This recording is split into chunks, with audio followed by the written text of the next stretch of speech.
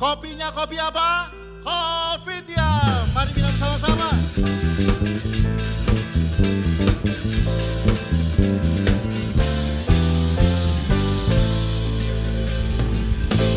Silakan duduk kembali. Terima kasih Bro Bagus. Ya. Terima kasih juga kepada pimpinan saudara Pak Darmanto, Pak Joseph yang telah mengundang saya. It's a privilege. Senang sekali bisa kembali di sini. Tahun lalu saya lupa bulan apa ya, Oktober kayaknya saya di sini. Dan I still remember the dynamic conversation. Hari ini mungkin tenggorokan saya agak terbatas tapi I hope I can make it ya. Kita mau share sebentar, 15 menit ya? 15, 20 menit? 20 menit, oke. Lalu kita akan diskusi, oke. Apa yang ada di dalam hati saya sejak saya bikin buku itu sebenarnya intinya adalah tentang, sebenarnya ada dua hal. Yang pertama tentang pemahaman perjanjian baru, oke. Suatu hari cita-cita mau bikin seminar juga tentang itu. Karena itu keren banget membebaskan saya. Tapi secara lebih praktisnya, saya tuh punya passion untuk anak-anak muda. Ya, mungkin tahun lalu saya udah cerita, saya di lahir barunya di Persekutuan Kaum Muda, langsung ikut ke gerakan Kasih Melanda Jakarta, Kasih Melanda Indonesia, itu anak-anak muda semua. Lalu saya dididik jadi penginjil kampus, sebagai waktu itu masih single, masih kuliah. Selalu terbiasa di gereja tuh anak-anak muda semua. Kemarin waktu saya tulis buku, Tuhan kasih pemahaman bagaimana mengatasi generational gap antara saya dan anak-anak saya sendiri. Dan itu insight tentang hal ini masih berlanjut terus, kadang-kadang saya share di sosial media. Dan hari ini saya udah siapin beberapa poin supaya lebih terarah. Jadi kalau kita bicara the future church, apa yang saya bayangkan? Mungkin tampilkan ininya dulu, fotonya. Tadi fotonya udah berhasil dapat kan? Kita udah tahu, kebanyakan dari kita ini general knowledge bahwa gereja-gereja di Eropa itu kosong. Lihat tuh kayak gitu tuh, akhirnya jadi dijual, jadi museum, ya kan? Dan siapa yang datang hadir orang-orang tua semua. Rambut putih kayak saya, ini kan saya udah curang nih, udah pakai cat ya kan. Sebenarnya putih semua. Is this what we want? Tentu saja tidak. Nah, tapi kita tidak menyadari setiap tahun kita nambah umur 1. Nah, sedangkan anak-anak kita, kadang-kadang mereka merasa diri kita tuh nggak relate sama mereka. Jadi sementara kita tuh masih semangat untuk ngajarin mereka, kita pikir kita punya knowledge, ya kita punya pengetahuan, tapi mereka, generasi anak-anak kita, mereka berpikir mereka lebih pintar dari kita. Jadi ada satu ketidaknyambungan. Sebenarnya by definition pelayanan relevan itu adalah kita minjem mindsetnya mereka untuk kita bisa komunikasikan sesuatu kepada mereka. Nah ini seringkali menjadi masalah. Saya percaya ini salah satu akar sehingga ini bisa akhirnya terjadi. Nah we don't want this, oke? Jadi saya mau share yang pertama, apa yang bisa menyebabkan kita bisa future church, bisa punya future church yang sesuai dengan apa yang Tuhan inginkan gitu kira-kira ya. Saya teringat ayat ini, saya nggak catat referensinya, tapi pasti ini nggak saya bikin sendiri. Kalau yang udah baca Alkitab bolak-balik pasti pernah kesandung ayat ini. Itu Tuhan Yesus sendiri bilang begini, barang siapa tidak mengumpulkan bersama aku, ia mencerai-beraikan. Ya, kalau ada yang bisa ketemu langsung bisa kasih tahu saya, bisa ditampilkan di depan. Ayat ini agak challenging karena dikatakan barang siapa tidak mengumpulkan bersama aku, maka dia mencerai-beraikan. Jadi istilahnya kalau kita gereja tidak secara intentional, strategik, dan agresif mengumpulkan bersama dengan Tuhan, maka yang ada pun akan tercerai-berai. Itu yang saya pahami tentang ayat ini. Jadi kita nggak bisa tuh namanya gereja tuh maintenance. Oke yang ada aja, oke kita baik-baik aja, terus kita nggak menjangkau, kita nggak berusaha, dan pertumbuhannya akhirnya menjadi biologis aja kan, dari anak-anak. Cannot. Karena menurut pemahaman saya tadi, kalau kita diam aja maintenance mode, maka we are actually losing.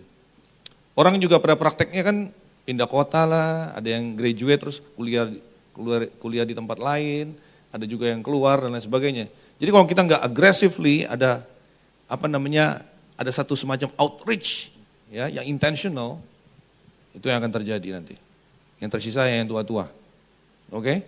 Nah, Saya percaya yang pertama kita harus kembali kepada yang esensi. Saya bagi dua lagi esensinya, yang pertama yang vertikal yaitu the absolute truth. Nah the absolute truth ini penting banget karena sekarang narasinya, pada saat kita mau komunikasi dengan anak muda itu punya standar truth-nya udah beda dengan kita. Saya yakin saya udah touch ini di tahun yang lalu. Tapi mereka kan generasi sekarang kan gak percaya absolute truth. Mereka gak percaya kebenaran itu absolut. Contoh yang paling gampang itu adalah sekarang narasi gender. Gender itu sesuatu narasi yang di Amerika itu orang gereja-gereja konservatif, kebakaran jenggot, kesulitan sekali untuk menjelaskan atau mengcounter narasi dari LGBT dan lain sebagainya. Oke, sekarang kita mau memberitakan kebenaran, kita yang malah disebut hate speech. Nah, sekarang kenapa gara-garanya bisa terjadi seperti ini? Nah, menurut saya itu ada peranan kita juga, kesalahan kita juga. Jadi kalau kita mau benar-benar fokus pada future, cara kita mempresentasikan the absolute truth itu juga harus tepat gitu loh. Nah, saya mau kasih contoh nih karena waktunya singkat, jadi yang langsung yang gampang diingat aja, oke? Kita itu kenapa anak-anak muda tidak percaya absolute truth? Karena kita yang golongan kita ini, golongan seumuran saya, sering mengabsolutkan yang tidak absolut. Jadi anak-anak muda bereaksi sama kita. Akhirnya pada saat kita ngajarinnya absolut yang benar, mereka menolak sekalian. Enggak ada semuanya itu relatif semua. Contohnya, mau contoh yang agak kontroversi nggak di sini? Saya masih sampai sekarang belum masukin di konten karena tim saya bilang, Pastor mau ngomong itu, siap-siap untuk dikritik habis-habisan. Ya ngomong aja di sini kan, nggak apa-apa kan? Peace ya Pak Darmanto. My friend, oke. Okay. Misalnya tentang tato, oke. Okay? Nah, saya nggak punya kepentingan apapun untuk membela diri karena saya tidak tato. Anak saya sampai sekarang tidak tato, saya tidak mau anak saya tato, oke. Okay? Tapi generasi kita ini salah besar kalau kita mengancam, mengkondem anak-anak kita pakai ayat perjanjian lama, jangan cacah-cacah, jangan ini tanda budak lah segala macam. We are totally wrong. Nah, itu esensi itu. Karena kalau kita ambil satu ayat saja di perjanjian lama terus kita jadikan kewajiban pada zaman ini, maka kita harus ambil semuanya. Ambil satu, ambil semuanya. Yakobus bilang melanggar satu, melanggar semua. Berarti kalau ambil satu harus ambil semua. Kalau kita bilang Tuhan melarang tato, itu berarti kita juga nggak bisa makan pork dan kita hari Sabtu, Jumat malam kita harus sabat. Ya kan? Dan harus disunat semua ini kita, yang cowok. No, cannot. Ya seperti saya katakan tadi sekali lagi, saya tidak kepingin tato. Tapi kita sering cari gara-gara sama anak-anak ini. Jadi mereka pada saat kita, atau standar-standar yang lain, oke? Standar-standar yang lain misalnya, saya yakin anak-anak Gen Z dan yang younger nanti generasi Alpha, mereka akan mendefinisikan ulang apa itu yang namanya spiritualitas. Kalau kita nangkepnya spiritualitas itu adalah orang pakaian rapi ke sebuah gedung hari Minggu pagi, ya kan? Itu spiritualitas. Tapi mereka akan challenge kita. Kalau misalnya di Starbucks ngumpul-ngumpul sharing-sharing tentang Tuhan Yesus, itu spiritualitas atau enggak?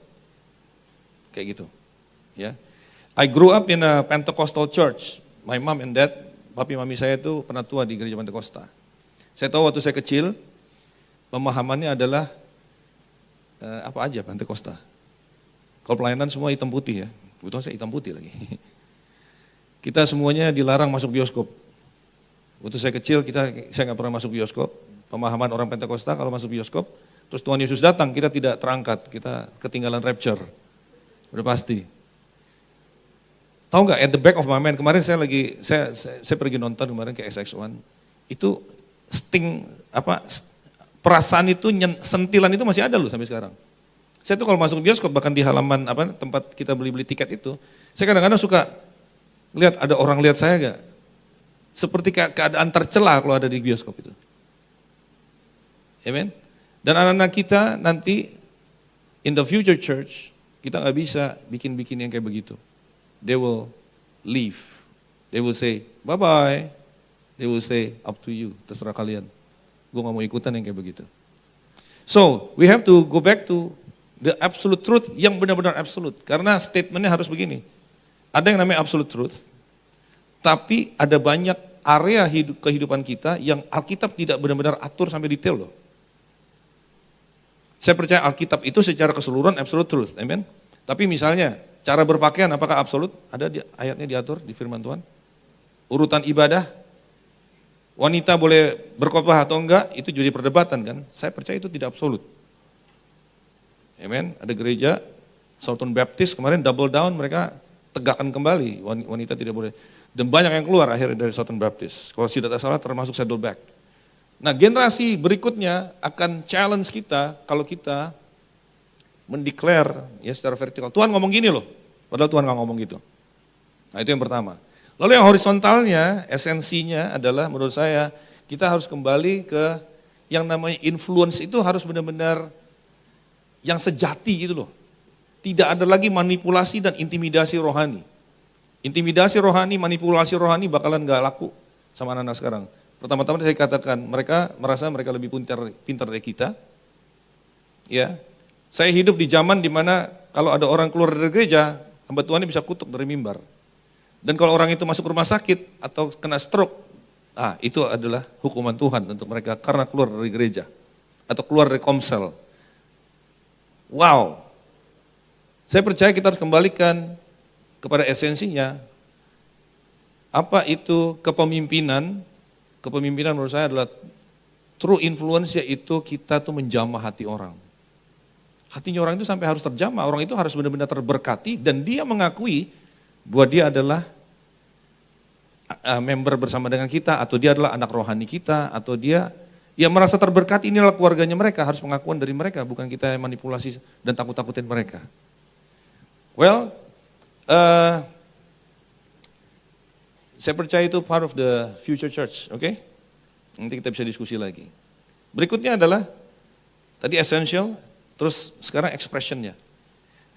Kita punya satu gospel yang sangat luar biasa, ya. Oleh Injil ini kita diselamatkan. Injil ini adalah kuasa Tuhan yang membawa kepada keselamatan. Tetapi kita harus, ini kebenaran tidak bisa berubah, tidak bisa dikompromikan, tidak bisa digeser-geser, tidak bisa di water down. Akan tetapi kita harus package the gospel in such a way supaya relate sama anak-anak muda. Sebenarnya namanya Injil itu tidak perlu direlevankan. Injil itu sudah relevan. Cuman mengkomunikasikannya kadang-kadang kita tidak dengan cara yang relevan. Tidak sepadan dengan relevansi daripada Injil itu. Gitu loh. Nah, saya yakin kita harus gunakan segala cara yang anak-anak bisa memahami atau bisa menangkap. Artinya gini loh, pada saat kita mempresentasikan kebenaran, kalau mengacu kepada survei-survei, anak muda merasa kita waktu memberitakan Injil itu terlalu judgmental sama mereka. Jadi kita banyak pakai penghukuman. Kita pakai banyak celaan gitu loh. Atau banyak tuntutan. Nah itu saya percaya first of all itu bukan the true gospel. Dan itu adalah cara yang salah untuk kita mempackaging the gospel. Oke?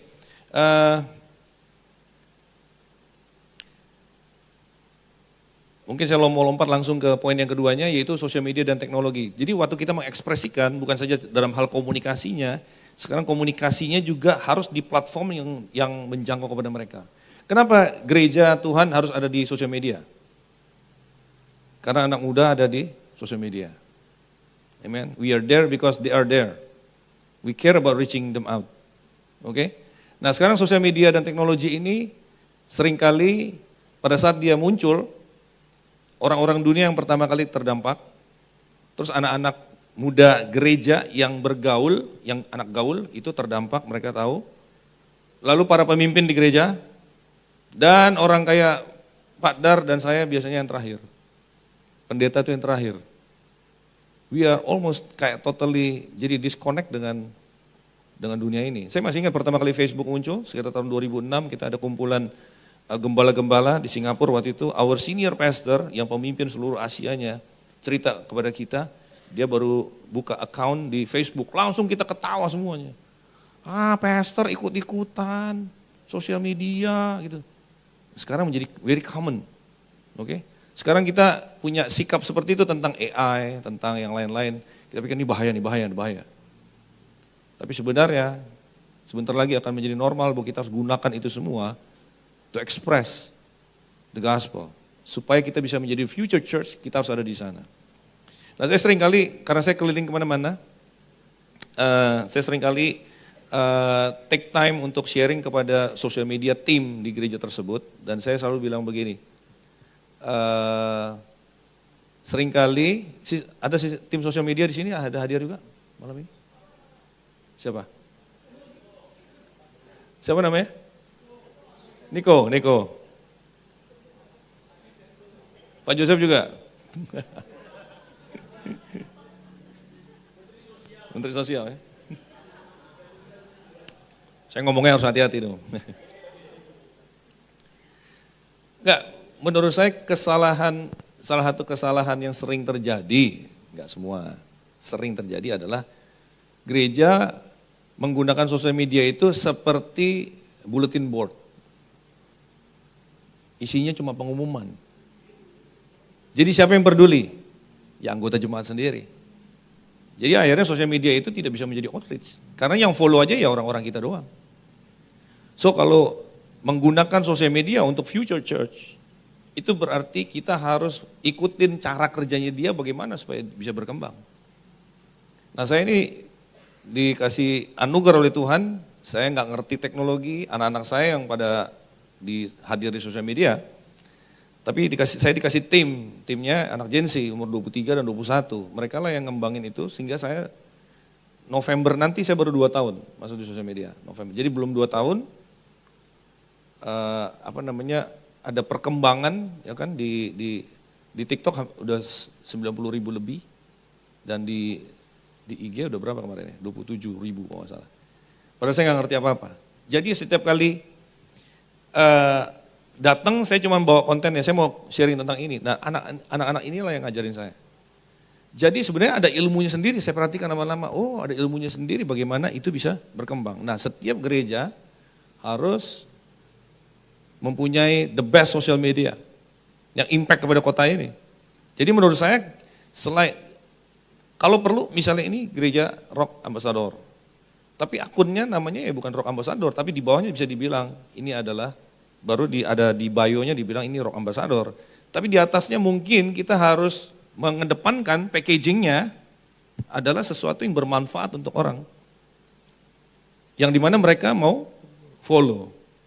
Baru nanti diselipin pengumuman sedikit, tapi kemudian ada pengajaran dan lain sebagainya yang bisa impact kepada mereka. So in short harus ada strateginya. Terus terang kalau misalnya boleh sebut nama di sini, ada satu gereja yang menurut saya sangat bagus sekali. Oke, bukan di sini, bukan di Surabaya. Tapi kalau Pak Dar tahu, Pak Andi Setiawan, ya kan? Maybe CLCC itu sosial media salah satu yang saya paling suka. Jadi mereka kreatif sekali, bikin drama lah, bikin inilah, bikin itu, bikin kita ketawa. Terus ada pengajaran, ada insight-insight yang very very smart.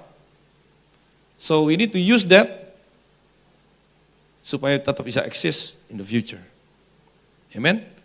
Jadi terus harus memperbaiki diri, nanti kalau ada AI lah, apa segala macam, teknologi, semuanya harus dipakai. Oke. Oke, next. Yang ketiga, berapa menit lagi nih, Bung? Oke, ini mungkin the strongest point ada di sini. Expansion, bagaimana kita berkembang. Yang nomor 1 itu, youth or die. Semua katakan sama-sama, youth or die. Artinya kalau kita harus wajib kudu mesti menjangkau kaum muda, kalau tidak dying. Amen. Seperti tadi, umur kita bertambah setiap tahun. Nah, saya nggak tahu kenapa, tapi saya punya tadi saya katakan dari dulu diselamatkan di tengah-tengah movement kaum muda dan lain sebagainya. Jemaat kami selalu kaum muda. Jadi pada saat saya melihat gereja-gereja, waktu pertama kali dulu berkembang, ada Betani lah, GBI, ini segala macam. Umum kan, gereja umum. Saya memandangnya sebagai orang yang bergerak di anak-anak muda gitu kan. Tapi sekarang saya pikir ini cuma beda doang. Tapi sekarang saya semakin yakin gereja itu, kepemimpinannya, programnya, apapun, itu sebenarnya kesadarannya,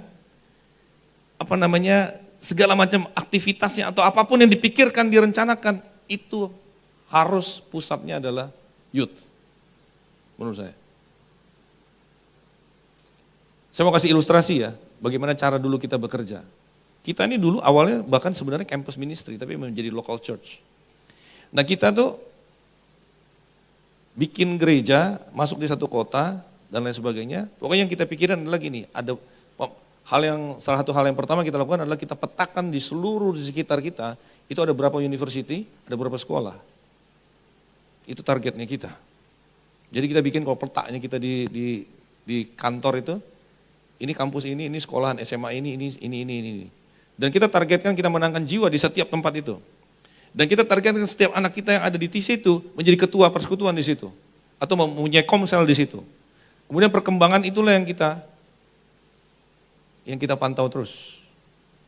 Jadi it's not just minggu depan yang WL siapa, latihannya hari apa, komsel jadwalnya gimana, judulnya apa. It's not about that. It's berapa orang mahasiswa di sekolah ini, berapa orang very specific, berapa orang mahasiswa di sekolah SMA ini, berapa leaders, orang ini udah ikut kelas atau belum, itu yang kita pantau.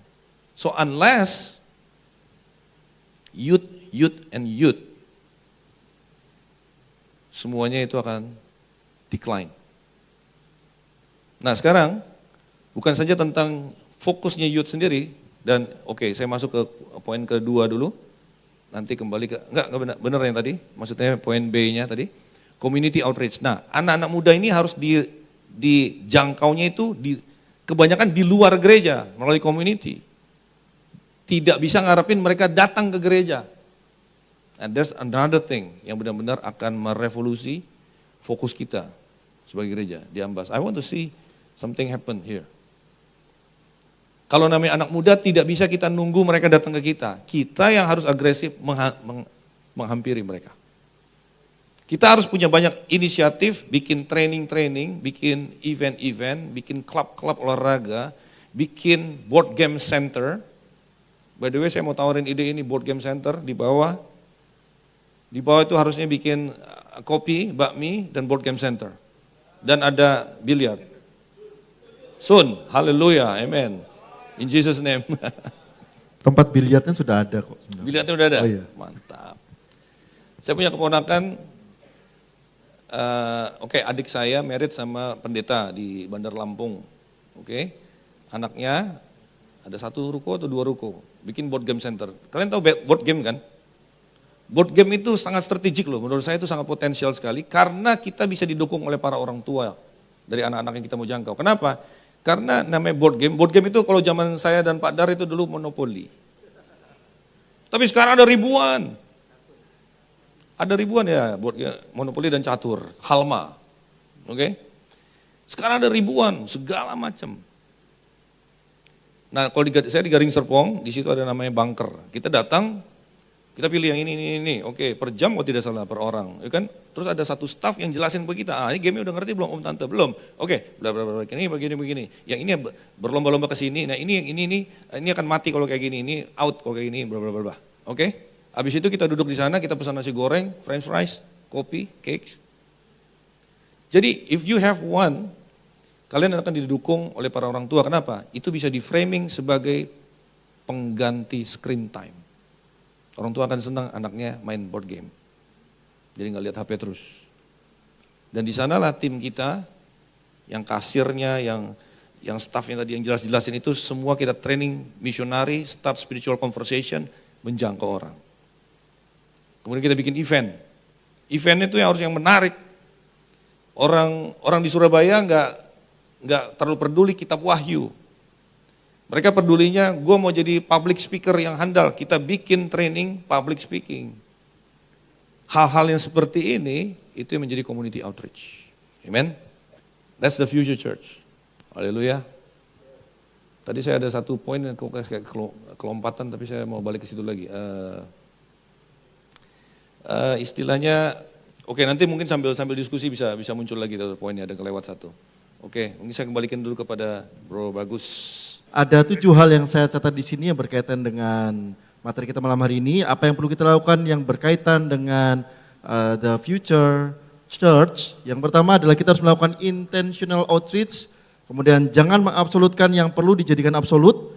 Yang ketiga, kembalikan lagi kepemimpinan rohani yang sejati. Tiada lagi intimidasi rohani. Dan yang keempat, mengemas Injil dengan cara yang lebih tepat bagi generasi. Injil itu sendiri sudah relevan, tapi hanya kemasannya yang sering belum relevan. Yang kelima, gereja Tuhan harus ada di sosial media dan teknologi. Kesalahan terjadi di sosial media hanya berupa bulletin board, informasi ibadah, mestinya kita bisa go viral, be influencer. Kemudian yang keenam, youth or die, mari kita masuki pelayan-pelayan anak muda atau kalau tidak gereja ini akan segera mati. Dan yang ketujuh, lakukan community outreach. Pastor, apakah kewajiban perpuluhan adalah juga tindakan mengabsolutkan yang tidak absolut? Karena banyak generasi muda bertanya, untuk apa saya memberikan perpuluhan, harus wajib, harus 10% dan sebagainya. Itu apakah masuk kategori mengabsolutkan yang tidak absolut? Silakan Pastor Yusak Kancana.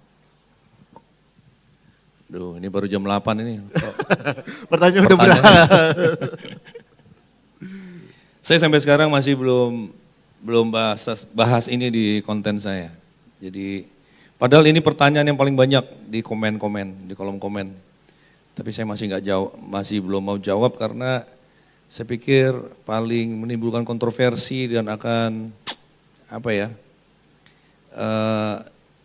untuk hal yang satu ini people are getting very opinionated. Ya. Keras sekali dengan ininya masing-masing dan langsung mengkategorikan orang yang berseberangan dengan dia gitu. Jadi mungkin saya harus jawab dengan agak diplomatis. Boleh. Kalau Ini bisa saya, di-cut kok nanti rekamannya. Bisa di-cut. Jadi nggak perlu sampai muncul di YouTube. Silakan. Oh iya, itu lebih bahaya. Silakan. Saya tentu saja mendukung generosity, memberi. Kenapa kita memberi? Karena sang pemberi ada di dalam kita, gitu. Nah, lalu bagaimana kita memahami kita memberinya berdasarkan apa, itu kan yang menjadi pertanyaan ke banyak orang. Dan orang selalu bilang perpuluhan wajib gak? Saya harap yang nanya itu enggak cari pembenaran untuk dia nggak memberi gitu loh. Ya kan? Kayak mau bersembunyi, gue mau cari alasan nih gue nggak mau memberi. Ya orang-orang cari dasar untuk kepelitannya dan ketamakannya gitu kan. Jadi saya percaya saya selalu kan I'm a storyteller. Jadi biasanya kadang-kadang saya jawabnya itu dengan story. Kalau story itu salah satunya terjawab dengan Lukas 18 dan 19. Karena di Lukas 18 ada orang pemuda yang kaya raya datang pada Tuhan Yesus, apa yang harus kulakukan untuk mendapatkan hidup yang kekal. Dan dia orang yang law banget, hukum Taurat banget.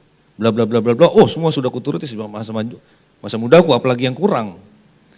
Tapi yang namanya hukum Taurat itu semua dilakukan tapi selalu merasa kurang. Oke? Dan ujung-ujungnya Tuhan Yesus bilang kalau gitu, kalau mau sempurna jual seluruh harta. Tapi dia pergi dengan sedih dan tidak satu peser pun keluar. Jadi biasanya orang yang ini wajib gak, ini apa, itu ujung-ujungnya tidak generous menurut saya. Dia gak keluar sepeser pun. Karena dia memberi harus dengan alasan iya, kuat mungkin. Karena wajib kan. Wajib. Nah tapi kemudian satu pasal kemudian ada Zakheus yang Tuhan Yesus melalui penerimaan dan kasihnya, ujungnya kita fast forward aja langsung ke ujungnya, dia bilang setengah daripada hartaku aku berikan kepada orang miskin dan yang aku rugikan aku ganti 4 kali lipat. Berdasarkan standar restitusi di hukum Musa itu 120% sebenarnya, tapi dia kasih 400%. Jadi ada satu generosity di sana karena kasih. Jadi saya percaya wajib itu adalah sistem perjanjian lama. Tapi di sistem perjanjian baru adalah kasihnya mengubahkan kita sehingga kita generous memberi. Oleh sebab itu yang kita sering kutip 2 Korintus 9, Tuhan mengasihi orang yang memberi dengan sukacita, beri dengan sukacita dan tidak dengan paksaan. Karena paksaan itu, kewajiban itu kan paksa. Itu adalah sistem yang lama. Nah jadi menurut patokan saya sekarang begini, orang perjanjian lama harus dipaksa, harus diancam, pakai belalang dan sebagainya, terus mereka beri kan. Tapi orang perjanjian baru, harusnya tanpa dipaksa-paksa, mereka kan lihatnya sang juru selamat yang tubuhnya dihancurkan naik ke kayu salib, sayang sama mereka, berkorban untuk mereka, mati untuk mereka. Mereka menurut saya akan memberi lebih dari 10% tanpa dipaksa. Ya. Nah jadi dikembalikan lagi kepada pimpinan tiap jemaat, kalau saya lebih kita berhati-hati aja pada saat misalnya anak mudanya itu sampai bertanya, apakah absolut atau tidak, ya kita ceritakan aja seperti ini. Menurut saya ya namanya sukarela itu nggak dipaksa-paksa, nggak diwajib-wajibkan, tapi kita ajari mereka sampai mereka akhirnya memberi jauh lebih hebat daripada orang perjanjian lama. Baiklah engkau melakukan seperti yang kau percayai mungkin ya. Yes. Ini lakukanlah saja. Pastor, dalam modernitas saat ini sedang merak AI, bukan AI ya, kalau AI itu temannya susu. Artificial Intelligence, apakah ada potensi penggunaan kecerdasan buatan? Apakah ada potensi penggunaan kecerdasan buatan AI dalam pelayanan pastoral? Saya terus terang sampai sekarang saya belum teredukasi ya, tentang AI dengan keseluruhannya, tapi sekarang udah mulai ada beberapa teman-teman Kristen muda yang mulai kasih seminar sebagainya. Saya belum pernah ikut gitu loh. Tapi itu menurut saya this is just another thing yang suatu hari akan common. Ya. Semua, makanya kalau mau nulis surat, bikin lagu, sekarang lah nanti akan dicurigai itu AI gitu. Karena sekarang kita bisa bikin lagu dan hanya dengan ngomong apa, kasih beberapa sampel, dia bisa langsung keluar lagu atau bisa tulis buku langsung. Nanti pastor-pastor bisa siapin khotbah dengan gampang melalui AI kayak gitu kan. But menurut saya sih kita, ya karena semua orang akan terdampak juga, kita tenang-tenang aja, nggak usah terlalu takut menurut saya gitu loh. Ya we just live with it suatu hari. Seperti dulu 20-30 tahun yang lalu kita nggak terbiasa dengan sosial media, akhirnya kita ada di sosial media. Biasanya mereka tanya pada pendeta, tapi sekarang tanyanya sama ChatGPT gitu-gitu. Pastor mungkin. Iya udah pasti. Dia nggak tanya ke pendetanya, tanyanya ke AI. Tanya ke AI, iya. Bisa mungkin terjadi. Dan pasti jawabannya ya yang kebanyakan memasukkan input di sana kan. Ya. Ya, biasanya orang-orang liberal seperti itu. Ya cukup berbahaya berarti ya Pastor. Sangat ada bahayanya. Berarti Sama mencegah seperti anak muda untuk lebih banyak bertanya pada AI mestinya ya, daripada bertanya pada pendetanya. Gitu. Ya, sampai kayak dulu televisi dari belum ada ke ada pasti ada bahaya kan. Ya. Ya, sama sosial media juga sama aja, orang bisa misuse. Oke. AI juga demikian. Dalam menghadapi modernisasi dalam bidang teologi, apakah ada pergeseran dalam pandangan teologis yang harus diantisipasi? Sekarang menurut Pastor Yusak, apakah sekarang dalam modernisasi teologi dan sebagainya sudah ada pandangan-pandangan teologis yang harus diantisipasi saat ini? Iya tentu saja, tadi kan saya bicara tentang jangan mengabsolutkan yang tidak absolut, tapi tentu saja kita percaya ada yang absolut gitu kan. Nah tugas kita ini yang senior sebelum kita pass on the baton kepada generasi yang muda, justru ini kewajiban kita yang paling nomor satu, yaitu mentransferkan yang absolut itu kepada generasi berikutnya dan membiarkan mereka mengekspresikan pelayanan mereka berikutnya in the future church, terserah mereka. Jadi yang kita perlu tegakkan itu justru adalah the absolute things ini. Dan ada beberapa gitu loh. Nah sekarang dengan pergeseran dengan kayak misalnya kemarin Kristen progresif apa segala macam. Oh iya itu saya ingat Iya. itu Kristen progresif yang Itu banyak kan tatonya mereka itu ya. mau ngutak-ngatik yang absolut menurut saya. Udah ranahnya udah mereka ingin meredefinisikan yang absolut itu sendiri. Oke. Bukan tentang ekspresinya atau tentang aplikasinya. Makanya saya membuat 3 video tanggapan. Tapi saya nggak mau terusin terus-menerus kayak kemarin masih ada seminar-seminar malah makin seneng itu yang membuat kontroversinya gitu kan. Jadi kita tugasnya belajar terus yang absolut, mengajari anak-anak kita yang absolut tersebut. Ya. Saya mau kasih contoh aja dulu supaya ntar tidak ada multitafsir juga tentang absolut. Menurut saya hal-hal yang absolut ini banyak, contohnya salah satu kitab yang ada banyak absolutnya itu ada di kitab Kejadian, understandably karena dia kitab yang pertama kan. Seperti misalnya penciptaan itu adalah absolut, jadi Tuhanlah yang menciptakan langit dan bumi, sedangkan narasi yang di sana kan Bukan diciptakan oleh Tuhan. Evolusi, ya kan, the Big Bang Theory dan sebagainya. Nah ini absolut kalau itu. Jadi Kejadian 1:1 pada mulanya alam menciptakan langit dan bumi, absolut.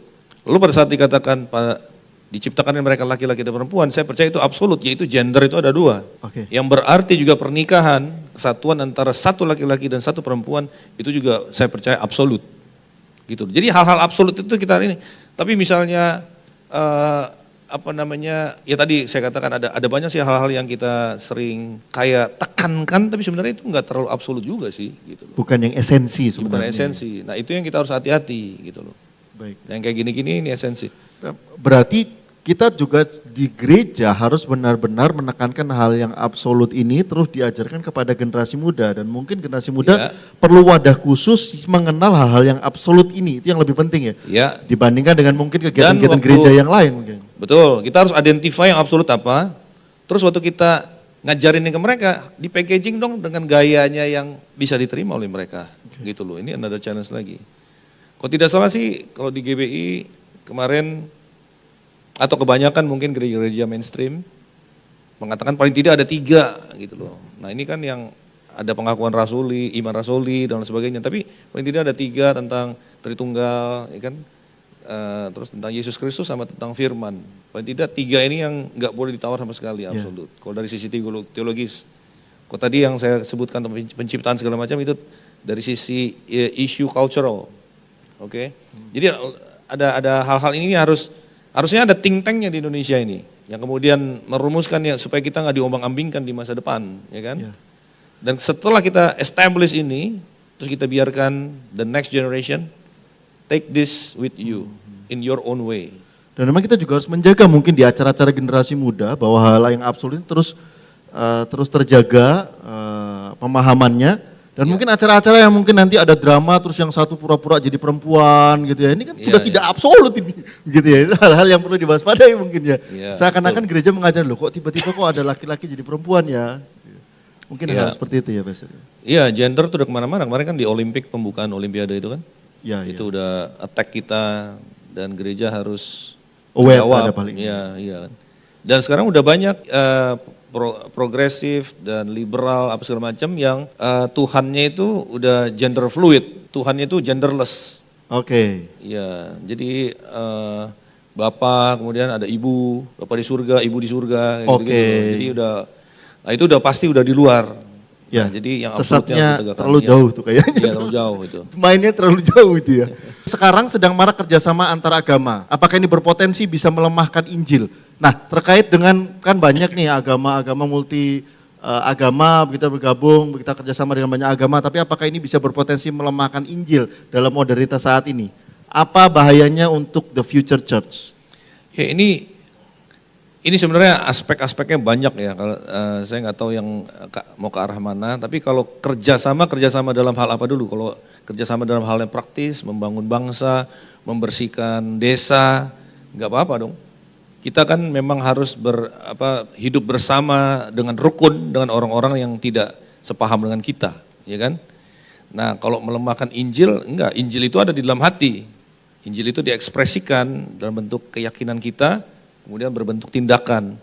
Itu tidak akan dilemahkan dengan kita bergaul atau bekerja sama. Ya, biasanya yang meng-attack Injil di dalam hati kita adalah pikiran-pikiran atau konsep-konsep yang menyerang, berusaha merubah pikiran kita, itu yang bahaya. Tapi kalau kerjasama dalam hal-hal yang praktis, nggak apa-apa. Bahkan orang kayak saya tahu Pak Pastor Rick Warren misalnya, dia ada inisiatif-inisiatif yang bekerja sama dengan kaum gay bahkan, gitu loh. Secara organisasi mereka open, tapi dengan maksud itu mereka justru menginjili, atau friendship, membuka jalan. Dan ingat Tuhan Yesus disebut sahabat orang berdosa, karena Tuhan Yesus juga selalu bergaul dengan orang-orang yang tidak sama dengan dia. Sahabat orang berdosa yang tidak berdosa. Jangan sampai kita jadi sahabat orang berdosa kemudian jadi berdosa. Jadi tidak ikut-ikutan berdosa, tapi bergaul, kerjasama, kerja bareng-bareng sama orang berdosa, nggak apa-apa. Baik. Harus malahan, harus. Dalam pembaruan, ini pertanyaan berat-berat, ini random banget, ini yang tanya ya, berat-berat semua ini pertanyaan. Ini mohon maaf ya Pastor ya, kadang pertanyaan ini pada random semua nih.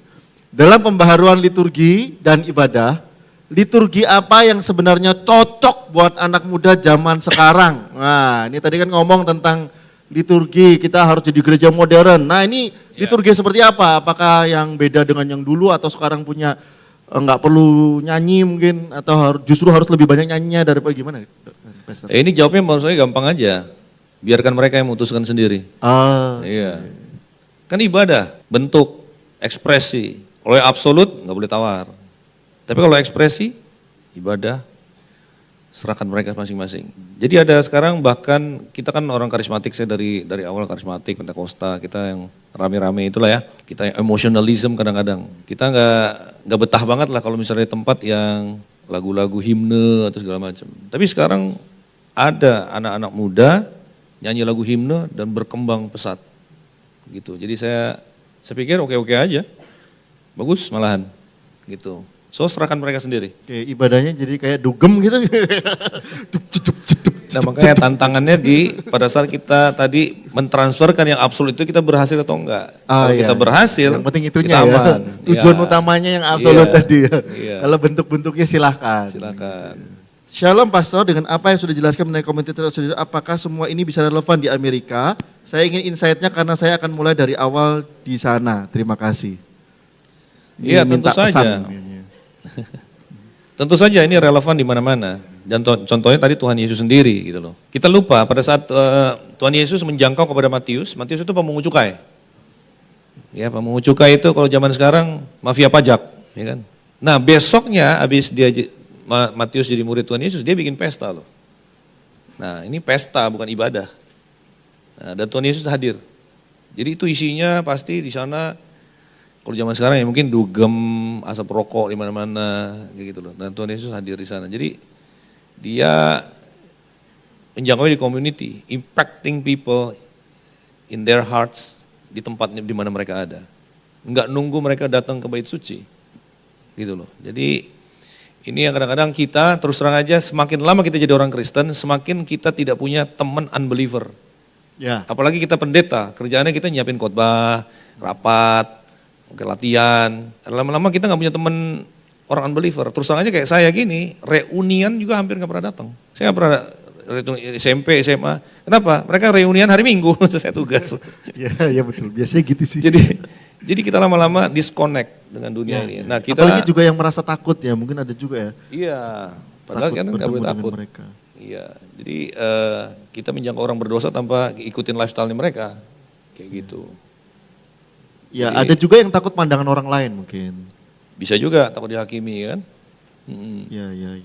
Jadi kalau pertanyaan dari apakah bisa relevan di Amerika? Ya mungkin diberikan dengan cara sederhana mungkin Pastor. Kira-kira di kehidupan sehari-hari paling sederhana kita sebenarnya melakukan hal apa untuk community outreach?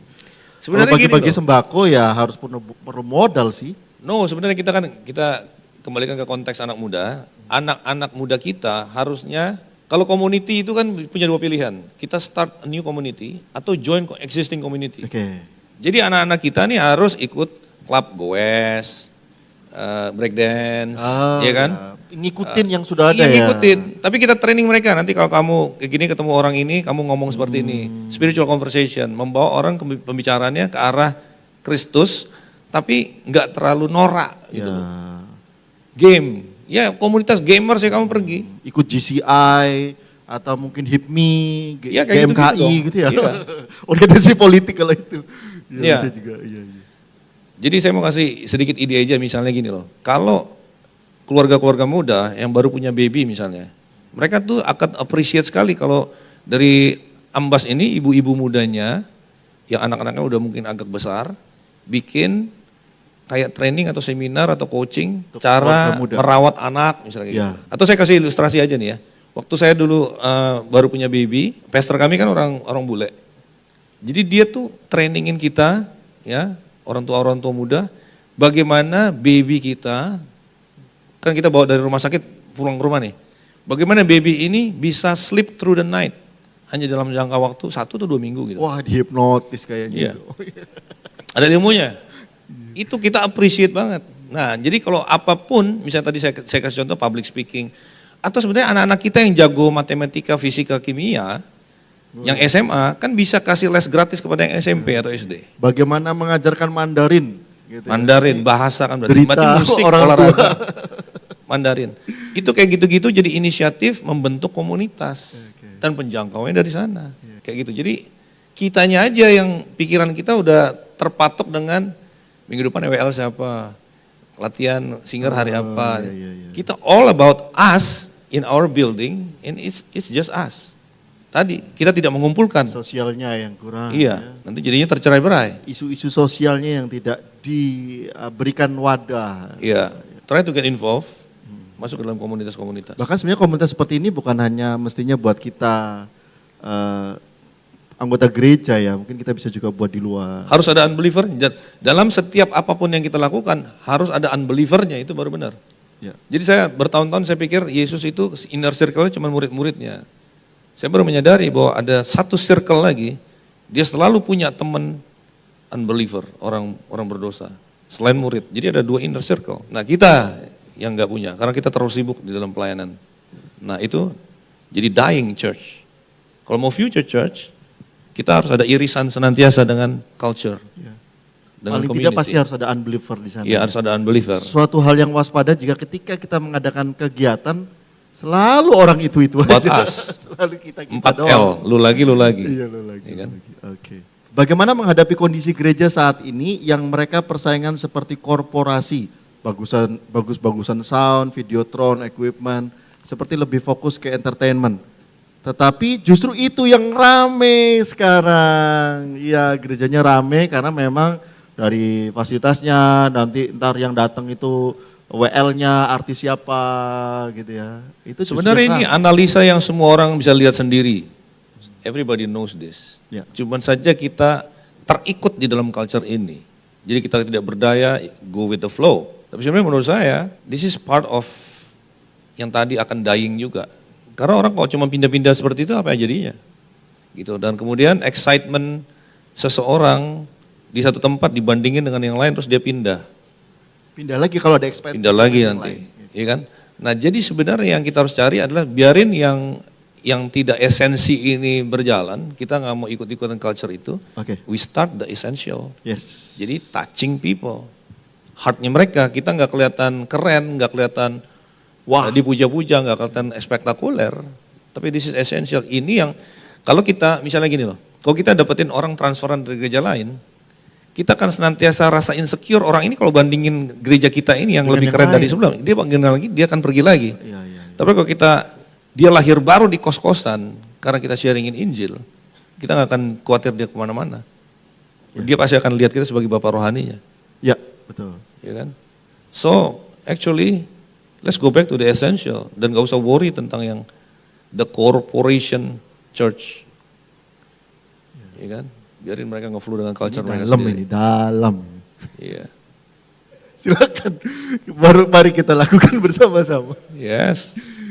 Let's do it. Berikutnya, apa strategi gereja untuk tetap relevan di tengah pertumbuhan agama-agama baru atau kepercayaan alternatif? Wah, ini seperti hormat pada kerang ajaib gitu ya kan, ada tuh dulu tuh ya, kepercayaan-kepercayaan baru. Saya nggak pernah pusing dengan agama-agama lain, agama baru, aliran dari Korea. For us, just preach the gospel. That's it, amen. Mereka nggak punya Injil, semuanya palsu, akan collapse sendiri. We just preach the gospel. Membebaskan orang, membuat orang hidup ini ditransformasi. That's it. Karena memang itulah yang pondasi tadi, yang esensi, yang sejati tadi ya, Pastor.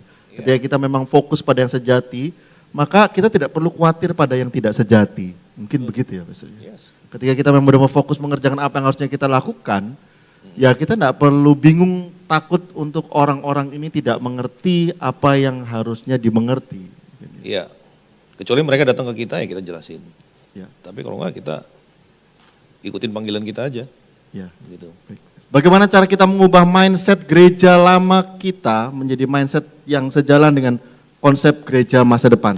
Tadi yang disampaikan oleh Pastor kan mungkin hal-hal yang kembali kepada esensi yang mungkin nanti di masa depan akan lebih berguna, akan membuat gereja ini tidak mati. Tetapi bagaimana caranya mengubah sebuah gereja yang sudah terlanjur begitu, kita sudah terlanjur ngikutin arus zaman sekarang. Ya, sebenarnya kita tidak perlu terlalu ambisius untuk merubah culture satu gereja. What we need to do is start a new culture, start small dari diri kita. Jadi yang namanya culture baru itu akan mengkamiri. Jadi kita nggak usah bikin program satu gereja, nggak usah. Lakukan saja yang esensi dengan diri kita sendiri. Nanti itu akan nyebar sendiri. Gitu. Jadi nggak usah pusing untuk merubah satu gereja, nggak usah. Jadi misalnya kita tadi mau masuk komunitas, ya udah kita aja masuk. Besok kita goes, besok kita mulai injilin teman-teman. Nanti nggak usah punya mentalitas kayak KKR. Kalau KKR kan bikin Harus hari ini bertobat harus hari ini juga, enggak. Kita mentalitasnya itu orang bisa bertobat melalui persahabatan itu bisa setahun kemudian atau 2 tahun kemudian. Oke. So just lakukan dengan setia. Nah, nanti kalau buah-buahnya itu berlipat ganda, baru nanti orang akan terinspirasi. Gitu. Jadi perubahan akan meluas. So change the culture by being the culture. Change the culture by being the culture. Iya, apapun yang kamu mau rubah, Ya, jadilah lakukan itu dulu. Dirimu. Nanti orang Dimulai akan dari diri terinspirasi. kita ya. Dimulai dari diri kita yang mencoba melakukan dan kemudian kita sudah menjadi sebuah contoh culture tersebut mungkin ya. Sehingga orang lain bisa setidaknya melihat kita dan mencontoh kita dan kemudian juga akan melakukan hal yang sama mungkin. Betul. Dan mungkin sekarang ini sudah teracuni juga bagi saya sih. Itu dengan kalau dulu kan kita ngomong multiplikasi, kalau multiplikasi itu kan 1 tambah 1 jadi 2. 2 tambah 1 jadi 3 multiplikasi. Mungkin sekarang omongannya pengennya nggak multiplikasi tapi mungkin eksponensial mungkin ya. Jadi 1 langsung pangkat 2 jadi 100, 100 jadi 1000, 1000 jadi nah spirit eksponensial ini kayaknya berbahaya ya Pastor ya. Mestinya kita kembali ke tadi multiplikasi tadi ya. Biarkan terjadi sendiri aja, nggak usah dipaksakan. Satu hal lagi yang saya percaya juga adalah begini loh, yang namanya movement itu atau apa namanya pengaruh itu kayaknya nggak bisa top down, nggak bisa top down, nggak bisa kita Pengaruh tidak perintahin bisa anak top muda. down. Oke. Ya ada satu gereja bilang sama saya, ayo pastor bikinin program untuk gereja kami. Saya bilang oke, langkah pertama adalah saya mau ngomong sama youth leadersnya dulu. Terus orang itu bilang, nggak usah pastor, nanti kita perintahin aja mereka. Nah you cannot do that, saya bilang. Ya. You cannot do that. Kita harus menginspirasi hati mereka, menyentuh hati mereka. Kita bergeraknya di akar rumput, baru itu akan berkembang sendiri. Nanti akan ada muncul leader-leader di sana. Tapi kita nggak bisa perintahkan mereka. Harus benar-benar membiarkan Roh Kudus sampai menjamah hati mereka. Jadi demikian juga tadi dengan perubahan. Perubahan itu tidak bisa kayak top down dipaksakan, apalagi diwajibkan. Berarti mungkin dengan generasi saat ini dan juga generasi muda mungkin ya, mungkin mereka lebih suka dengan yang berjalan bersama mereka di samping. That's ya. right, Jadi exactly. bukan dari atas ke bawah ya, tapi bagaimana kita hidup bersama dengan mereka, berada bersama dengan mereka, mungkin begitu. Iya, anak-anak muda sekarang akan bilang, oke, lakukan bersama aja, let's do it together. Baik, itu mungkin jadi ini. Silakan Pak Darmanto, mikrofonnya kayaknya tadi ada di bawah. Nah, Malam. Selamat malam Pak. Saya sih bukan yang mencetuskan judul Future Church ini. Jadi judul itu mungkin ada seseorang di antara kita di sini yang mengemukakan itu. Sampai sekarang beberapa perkembangan pesat gereja kita sudah lihat. Kalau dulu kalau gereja yang jumlahnya ribuan itu kan KKR. Tapi sekarang kan bukan KKR. Ya. Mega Church ini sudah menjadi sesuatu yang tidak aneh. Saya kemudian teringat kepada yang namanya Menara Babel. Dan semua Mega Church itu satu orang sebenarnya pemimpinnya. Bukan yang top down, bukan yang dari bawah atau kepemimpinan jamak. Tapi dari seseorang.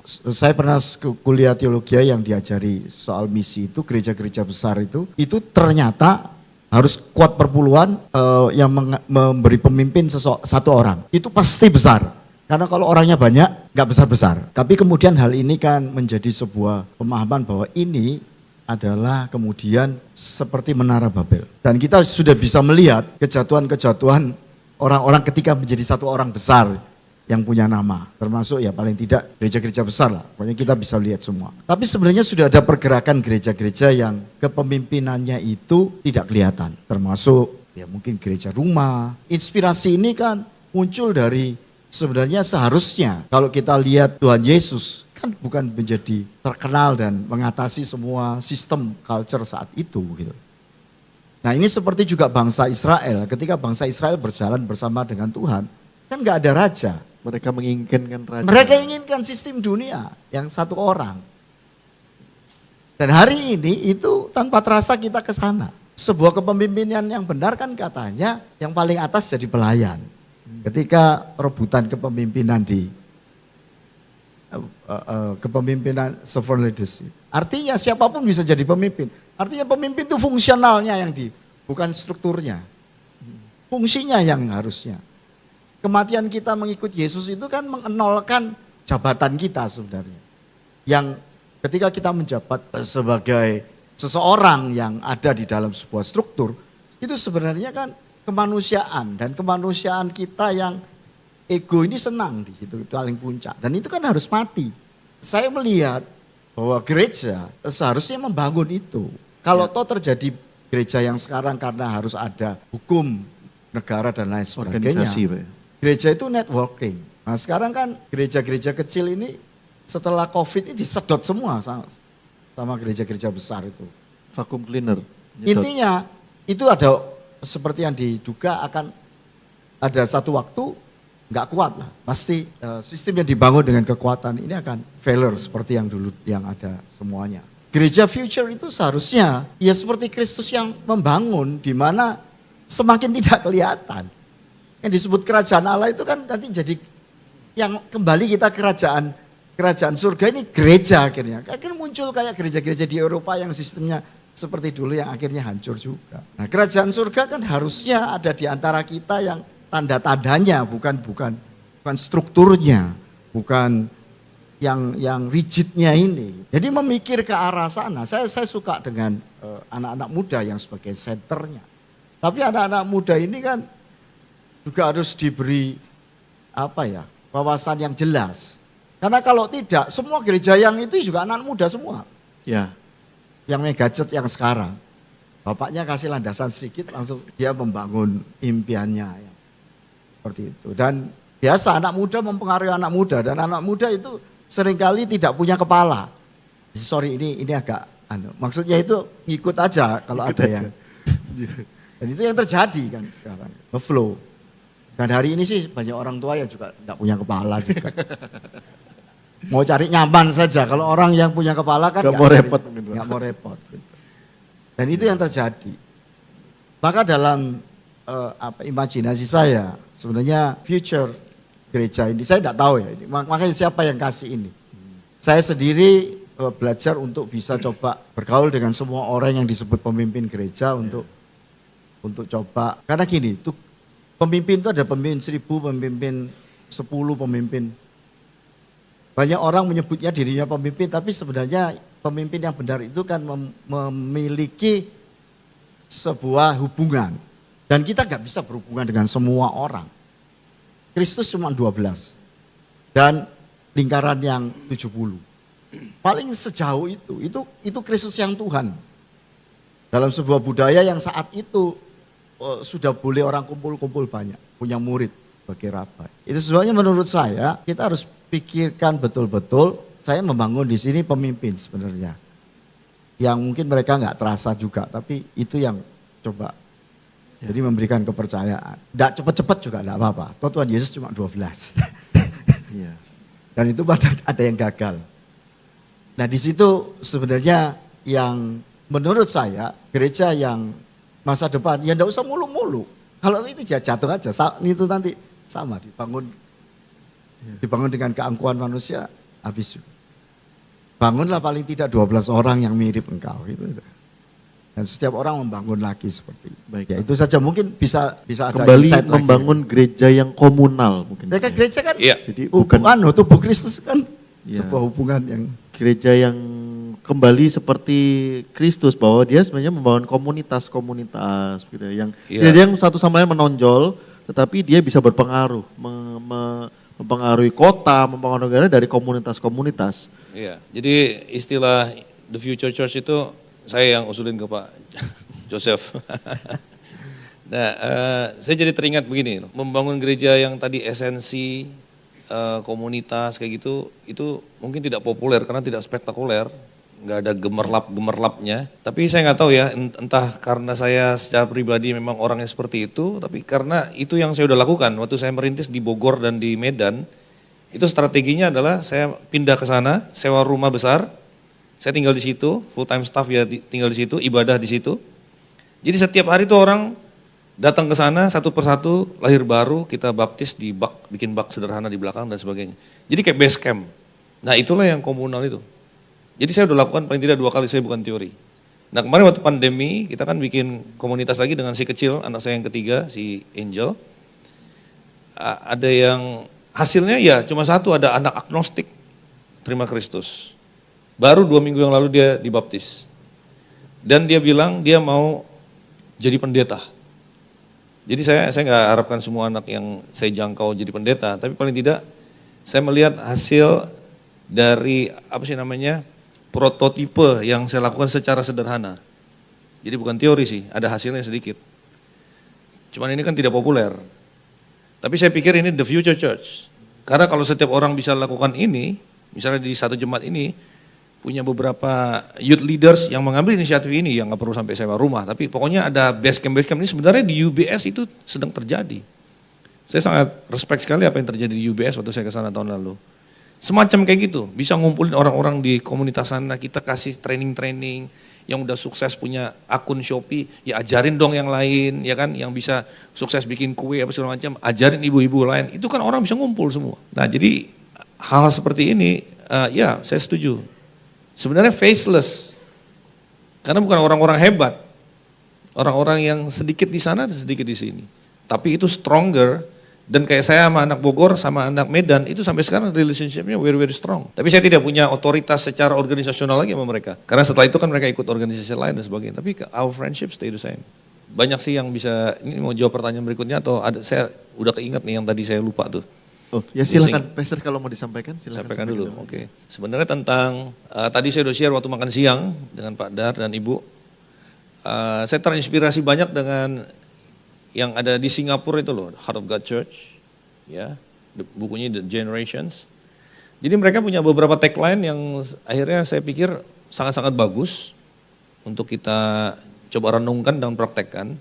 Salah satunya ini loh, young people are not leaders of tomorrow, they are leaders of today. Yes. Wah itu Banyak anak muda di sini nih. revolusi. Dengerin. Banyak anak muda di sini. Jadi artinya generasi saya cenderung pelit banget mempercayakan gitu Ya, kan. betul. Dan kita menunda-nunda, oh ini masih SMP, oh nanti aja SMP. Kalau SMA nanti aja tunggu kuliah. Belum waktunya ini. Gitu. Iya belum waktunya, belum cukup dewasa, karakter belum terbentuk, oh belum bertanggung jawab.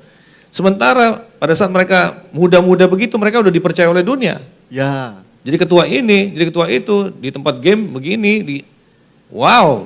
Oleh sebab itu banyak yang pergi dari gereja kepada dunia. Because we don't trust them as leaders. Jadi sebenarnya anak SMA kan bisa jadi leaders yang SMP. So they are leaders of today. We have to make them leaders, kasih mindset sebagai leader, kasih tanggung jawab sebagai leader. Saya rasa itu penting banget. Jadi akhirnya kan udah sering kok kita di kumpulan-kumpulan rock juga tentang intergenerational leadership. Ya kan itu kan berarti yang senior dengan yang junior memimpin bersama-sama. Nah jadi menurut saya this is very important. Coba kalau dipraktekkan akan menjadi sesuatu yang dahsyat menurut saya. Mungkin saatnya juga memilih, dalam tanda kutip ya, memilih gereja yang memberi kesempatan untuk bisa anak-anak muda juga bertumbuh, berkembang. Karena kalau enggak ya makin lama anak muda tidak punya tempat di sana. Dan akhirnya ya mereka milih untuk tidak berada dalam gereja, itu tantangannya. Iya. Dan dari kisah anak-anak saya ternyata mereka tuh remaja-remaja itu sangat capable loh. Ya. Untuk kita trust di dalam skala ininya mereka ya. Dan mereka sangat kreatif dan sangat-sangat bisa dipercaya. Apakah mereka akan bikin kesalahan? Mereka akan bikin kesalahan, but it's worth it untuk kita kasih ruang untuk melatih mereka. Dan jangan takut generasi tuanya nggak dipakai. Mungkin mereka takut. Kalau ini dipakai generasi muda terus saya ngapain dong? Gitu mungkin Pastor ya. Jadi akhirnya tidak mempertanyakan kepada yang muda. Karena dia takut lah terus saya ngapain gitu mungkin. Kitanya berarti yang harus berubah sebenarnya yang generasi tua. Saya mau share sedikit hati saya di sini boleh gak? Boleh, Agak boleh. sensitif nih. Justru ini yang kita tunggu. Saya kan keliling-keliling kan berarti kan. Ntar minggu ini ke sini, minggu ini ke sana. Jadi saya sering ke gereja-gereja. Sangat sering ya, nggak selalu, sangat sering saya datang. Coba tebak siapa yang berdiri di depan sebagai greeter. Orang-orang tua dengan jas lengkap. Ya. Kayak dasi. Saya pikir by doing this, they are giving a wrong signal to the young people. Ya anak-anak muda nggak terlalu welcoming untuk mereka yang seperti itu. Jadi seragam, Bapak gua resmi, nih, gitu. bapak-bapak, ibu-ibu. Why not sekarang kalau radikalnya ini kalau yang ini cuma opini, oke? Ini bukan firman Tuhan. Ini opini saya, opini Yusak Ancana. Kita yang udah kayak saya usia saya ini kalau di gereja kita duduk manis menikmati aja. Ya kan kita jadi coach. Biarin semuanya yang melayani anak muda semua. Kan fun. Jadi kita dengan demikian kita kasih mereka ruang untuk mereka ada praktek, ya kan? Dia bertumbuh. Satu contoh lagi misalnya gini, saya ada satu kasus, entah kenapa saya ingat terus ini, kisah ini, yaitu di sebuah gereja, kedatangan tamu, pembicara tamu mungkin orang terkenal gitu ya. Kemudian ketua tim musiknya lapor kepada gembala, saya udah cerita di sini belum tahun lalu. Ketua tim musiknya bilang lapor ke gembalanya, Pastor, ini yang tugas WL anak baru. Padahal besok tuh Mr. So and so yang terkenal itu mau, gimana kita ganti aja gak sama yang sama WL yang berpengalaman? Wah di sini sering gitu, udah di sini bukan di sini maksudnya di tempat Oh, lain sana. ya. Wah ini Pak mau datang nih, gitu. To me, that's very Lain wrong. sih. That's very wrong. Kita peduli kepada mau selamatin muka kita dihadapin orang terkenal itu. Padahal itu adalah momen yang sangat precious untuk latih anak kita yang masih baru ini. Ya betul. So that's nggak tahu kenapa example itu stuck in my mind dan saya sering share. Lebih penting menyiapkan anak kita daripada kita terlihat keren kepada orang luar sana. Yes. Ya, so kasih kesempatan anak-anak ini. Jadi kalau retret gitu, pembicaranya siapa sebenarnya terserah Anda. Ya. Lakukan aja. Tapi absolute truth-nya kita taruh di sana. Absolute truth-nya kita harus lay di dalam mereka. Dan kita didik mereka tetap submit. Ya. Nah, submit means ketahuan kalau nggak submit kan. Ya. Nah, kita harus didik. Gitu loh. Didikan itu penting dan juga mereka diberi kepercayaan bukan karena perlu disia-siakan. Mereka harus Ya. menghargai hal itu juga. Iya, kayak gitu. Saya setuju dengan bagaimana kita mempersiapkan anak muda dan gereja ini juga melakukannya. Ya, betul. Tetapi mungkin kalau saya lihat dari pembicaraan, saya nggak tahu Pak Yusa ketemu dengan siapa tadi, cuman mungkin kita bisa melihat begini, bahwa pembicaraan tadi yang kalau ada tamu mungkin siapa, ini gimana? Ini kita ganti pemain musiknya untuk orang-orang yang sudah lebih berpengalaman. Nah, saya nggak tahu konsepnya bagaimana, saya nggak tahu sejarahnya pembicaraan itu bagaimana. Mungkin seperti ini. Kalau, nggak tahu ya, sangga aja kalau saya salah. Kalau misalnya memang itu pemusiknya prinsip daripada ketua musik kita dia atau WL-nya ya. Itu Yang kasusnya bukan kasus dari sini ya Pak? Ya, enggak, Kasusnya di luar negeri. Nah, Luar negeri. Kasusnya di luar kalau negeri. misalnya orang yang ngomong itu tahu betul bahwa yang berpengalaman yang itu dan kalau yang dipakai anak-anak muda itu dalam tanda kutip bahasa Surabayanya jembret.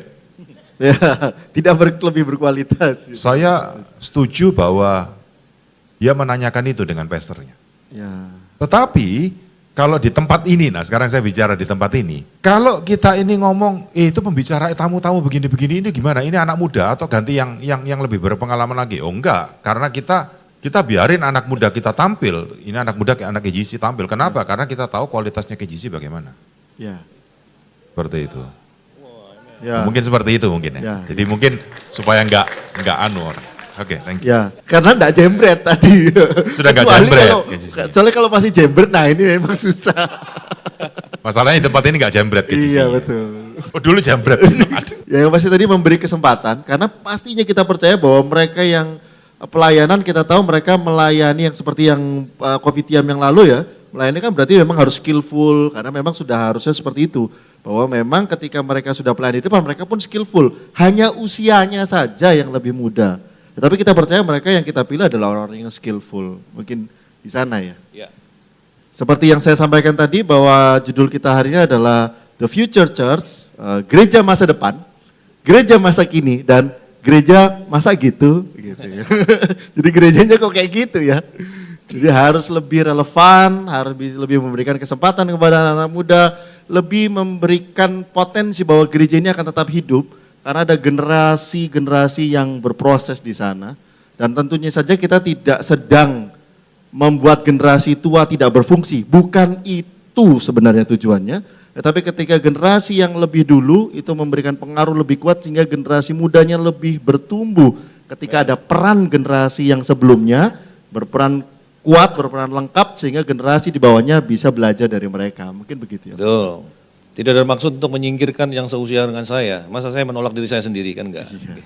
Tapi kita coba atur supaya atmosfernya untuk grooming anak-anak kita dengan lebih Oke, efektif. ini ada pertanyaan ini Mas Pastor. Ya. Gereja masa depan itu cenderung karismatik atau cenderung gaya presbiter atau reformis? Kayak ini soalnya sepertinya balik lagi nih. Dulu kan ada gerakan Pentakosta, habis itu Ya. gerakan karismatik. Terus kembali nih ada gerakan yang gospel tapi gospelnya lebih ke lagu-lagu hymn. Dan kok Ya. lama-kelamaan kok kayak gereja presbiter dan reformis ya. Ini masalah mungkin ekspresi saja mungkin ya. Ya. Ya, saya udah berdamai untuk berkesimpulan gereja yang kalem pun bisa bertumbuh. Iya. Gereja kalem pun juga karismatik. Karismatik yang kalem. Rematik itu. Reform Reform karismatik. Jadi nggak tergantung dengan gaya musik atau segala macam. Iya, Yang penting berfokus pada Kristus. Dan salah satunya ini tadi kalau kaitannya dengan Pak Dar tadi yang ngomong bahwa gereja Pantekosta karismatik itu kan biasanya satu gembala apa istilahnya kepemimpinannya single pastor ya. Sedangkan biasanya gereja presbiter itu kan Presbiter. ada majelis yang komunal yang punya keputusan bukan dari satu pendeta tapi secara komunal. Mungkin itu juga berperan ya mungkin. Idealnya kombinasi keduanya. Kombinasi idealnya. Karena pemimpin itu harus jadi vision owner. Vision owner tapi dia juga harus submit beberapa part of authority-nya kepada penatua yang tim. mereka pendeta gembalanya juga bukan berarti tidak mau mendengar penatuannya. Iya, mungkin. tapi sebaliknya jangan tim ini yang menguasai juga the senior man. Itu Iya. menjadi gak bagus lagi. Karena ada Jadi harus kepemimpinan juga. keseimbangan, iya. Dari yang single person ini gembala itu juga punya peran, sementara penatua juga punya peran. Ya, that's right. Gitu ya. Jadi kombinasi. Ya tadi itu kayaknya rematik ya. Karismatik. Jika tidak ada kita berikan tepuk tangan buat Pastor Yusak Kancana. Terima Ya, thank kasih Pastor. Saya mau kasih Ya. closing statement sebentar Silakan, kalau boleh. silakan. Kalau belum. Ya, saya ingin close dengan dari Alkitab tapi mungkin nggak usah buka ayatnya nggak apa-apa. Yaitu peristiwa di mana Daud datang ke Raja Saul untuk pergi menghadapi Goliat kan. Pertamanya yang nggak mungkin lah anak kecil kayak gini ngadepin Goliat yang udah tinggi banget begitu kan. Tapi setelah upaya beberapa dikasih ketopong apa segala macam kedodoran semua akhirnya tetap dia maju juga. Saya akan jadikan ini konten tapi belum nih. Jadi saya kasih bocorannya dulu di Ambas. Pertanyaan saya adalah gini, apa yang ada di dalam benaknya Saul sehingga akhirnya dia memutuskan mengizinkan Daud pergi. Itu satu misteri loh. Dan kita sangat bersyukur karena hasilnya kan dia menang. Ya kan? Tapi apa yang ada dalam pikiran di dia? Dan itu adalah pikiran Raja Saul yang masih waras atau benar, yang terakhir. Karena setelah itu dia jadi madman. Dia jadi orang gila yang mengejar-ngejar Daud seperti anjing. Ya kan? Seumur hidupnya dia gak pernah bikin keputusan yang benar lagi. Kenapa? Gara-gara Daud menang dia malah jadi gila. Ya kan? But what was in Saul's mind? Saya bukan di sini untuk menjawabnya. Tetapi mungkin dilema itu ada di pihak kita nih sekarang, the senior generations. Anak kayak begini, gitu loh, kira-kira gitu. But mana tahu kalau kita rilis, dia adalah Daud berikutnya. Itu aja. Kita yang jadi gila aja enggak. Dia adalah Daud-Daud yang akan memimpin the future church. Oke, itu aja. Thank you. Silakan. Sekali lagi terima kasih Pastor Yusak. Tuhan berkati.